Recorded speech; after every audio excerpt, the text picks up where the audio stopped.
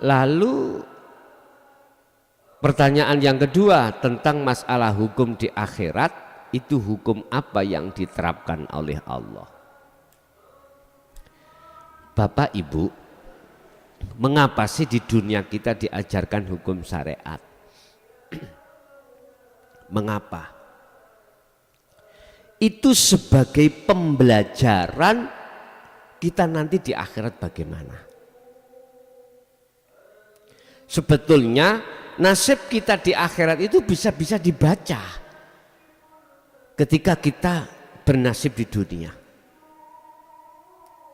Besok saya tempatnya di surga atau di neraka, di adab atau di rahmat, itu sebetulnya di dunia sudah kita baca.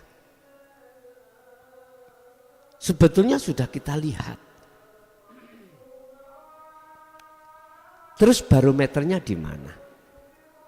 Gini Bu, kita di dunia ini kan diajarkan Allah lewat Rasulullah syariatnya untuk meninggalkan larangan dan menjalankan perintah. Itu adalah kode, sindiran. Ruhaniyah kita harus seperti itu. Tinggalkan larangan, jalankan perintah. Cuman fakta di lapangan malah sebaliknya. Yang dilakukan oleh ruh dengan jasad di dunia sudah tidak sesuai. Jasad kita oke, meninggalkan larangan, menjalankan perintah. Padahal ini kode supaya ruhaniyah kita itu juga begitu. Tapi enggak. Malah ruhaniyah kita, mohon maaf, mayoritas itu selalu melanggar larangan. Menjalankan perintah itu pun mah kecil banget, bahkan tidak ada. Mana buktinya kalau aku melanggar larangan terus? Lah ini, kalau boleh kami tuangkan, apa sih kewajiban jasmani, apa sih kewajiban rohani, apa kebutuhan jasmani, apa kebutuhan rohani. Hukum jasmani kita sudah ditata di dalam hukum syariat. Hukum rohani kita itu sudah ditata di dalam hakikat. Di dalam hukum hakikat mengatakan ani'budullaha wajtanibut taghut, sangat simpel. Hatimu jangan pernah beriman, jangan pernah menghadap, jangan pernah bercinta, jangan pernah merindukan, jangan pernah bersaksi selain daripada yang ahad itu. Wajtanibut taghut, bila mana sudah terjadi hatimu itu selain daripada yang ahad itu, maka tinggalkan selain Allah yang sudah ada di dalam hatimu. Bebersih. Hukumnya ada di situ hakikat. Terlepas jasadmu itu melakukan bentuk apapun, ruhaniyamu harus tetap mencondongkan hati pada Allah. Caranya, pintunya ada di dzikir sirul asrar.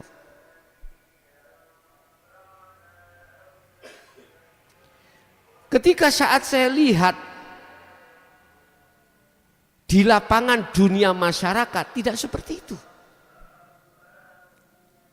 Jasmani ataupun rohani jatuhnya ada di makhluk. Memakai hukum syariat semuanya. Sehingga jangan heran kalau Anda ketika berdoa hati itu besar kemauannya menghadap terhadap apa yang kita minta, bukan terhadap siapa yang memberi. Ruhaniyah seperti itu.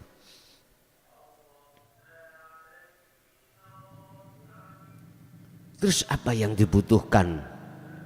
Kebutuhan jasmani itu tidak sama dengan rohani. Jasmani kita yang kita hubungkan dengan sesuatu yang bermateri. Tapi ruhaniyah kita yang kita butuhkan hanyalah Allah.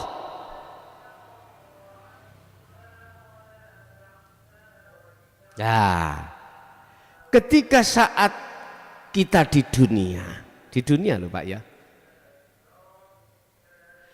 melakukan seperti ini yang bagaimana?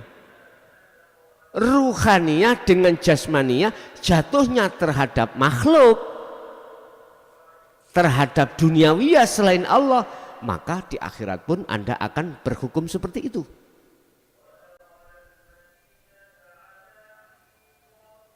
Anda tidak akan pernah bertemu Allah.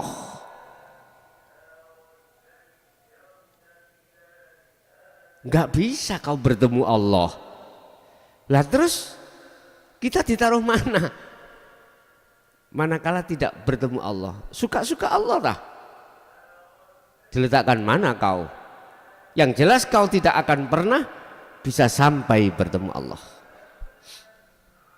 Karena kita di dunia itu berhukum selain Allah.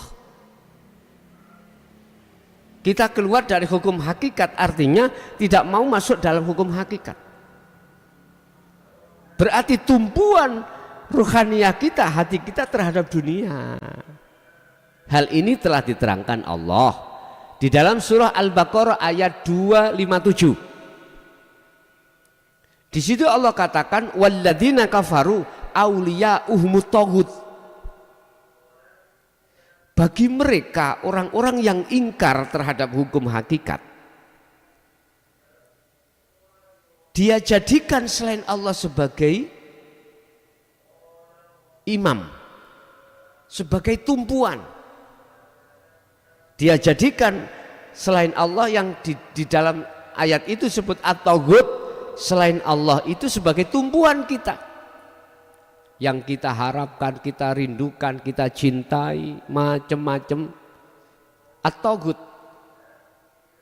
Siapa yang membuat hal yang seperti ini, maka minan nur ila dzulumat, kita nggak akan pernah bertemu Allah. Kita tidak akan pernah masuk di wilayah yang terang benderang. Justru kita masuk di dalam kegelapan.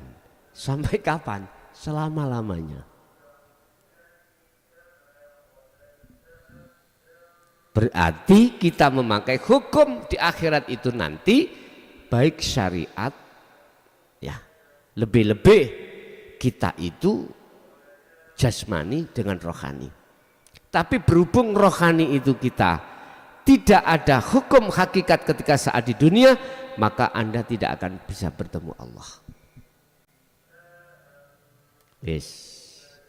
Ini kita saat dunia manakala hati kita jatuhnya hanya di hukum syariah. Sekarang bagaimana keadaan ruhaniyah kita ketika saat di dunia? Tidak hanya berhukum syariat, tetapi ruhaniyah itu berhukum hakikat. Jasmani syariat, rohani hakikat. Bagaimana?